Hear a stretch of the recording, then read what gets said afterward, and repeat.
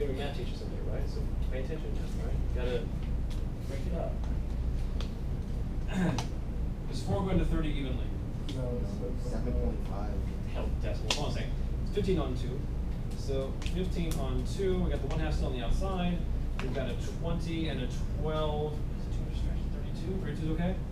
32. That'd be 79 for 2. Okay. So 1/2 times. Maybe with a quick computation there. So 79 on 4. That is our approximate value. It looks like it's a complete overestimate again in this case for the area underneath this curve. And then how do you know if it's an overestimate? Just from the picture. In this case, just from the picture. The fact that all the rectangles, all their areas are above the curve. Okay. On a right endpoint, the n should be equal for both the constant. When you split it up, it should be equal with both the constant number that's in the sigma notation and the variable in the sigma notation, right? So when we had the left endpoint, we had I is at 1, it was at 4, n was at 4, and then 2 was sigma notation, n was at 5, and I was at 0 or 1. Remember the last one we did with the left hand, like with 2 different. Yeah, that was unique to that one because the first thing you added up in the first summation was 0. So we just adjusted. We adjusted more freely the.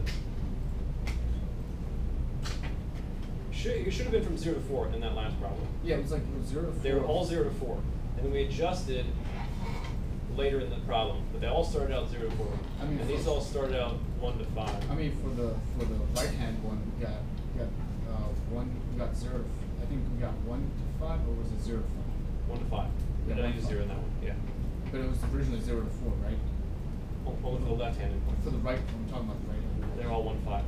All 1 5. They're all 1 to 5 in the right-handed point example. They stayed 1 to 5 the whole time. In the right-handed point example. All the I's are 1 and all the N's are 5. So it would be 1 times. Because I remember it being a little bit different. I thought it was like one side was bigger than the other. We had to add I. You see what I mean? Right hand side. And it would be 3 times 4. No, it should only be 4 things. 1 to 5.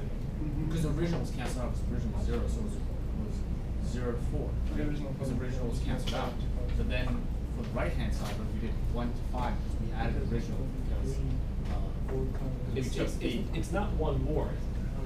I just slide it down. No, but it's like Slide down. Yeah, it's one more computation of I. You see what I mean? Because you're losing one, but you're gaining the last one. Yeah. So when you it's slide down the rectangles, you lose the foremost one, and then another one inserts itself here. So it's the same number of subintervals. It should be the same number of additions. So whereas the first one was 0 to 4, I think it was, and then the left-hand point was 0 to 4, and the right-hand point was 1 to 5. Those are both 5 interval long. 5 subintervals. But the right hand one is longer because it's the beginning, the very first computation isn't 0, it's 1. You see what I mean? Why does it make it longer? Because it's an overestimation. Like the right hand, you said the right hand side, the right hand endpoint. What do you mean by longer, first of all? Not longer, but like You're the saying area is greater because it's an overestimation.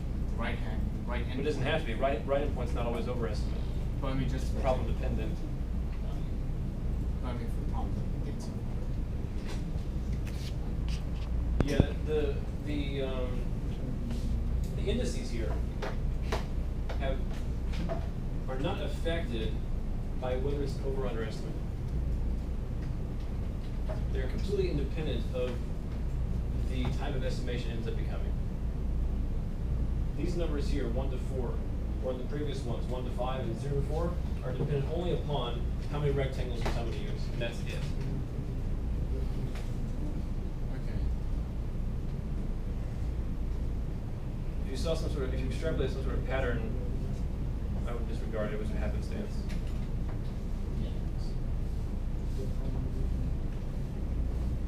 Alright, so 7/4 are overestimate for this particular problem. Whew! These problems take a bit of time.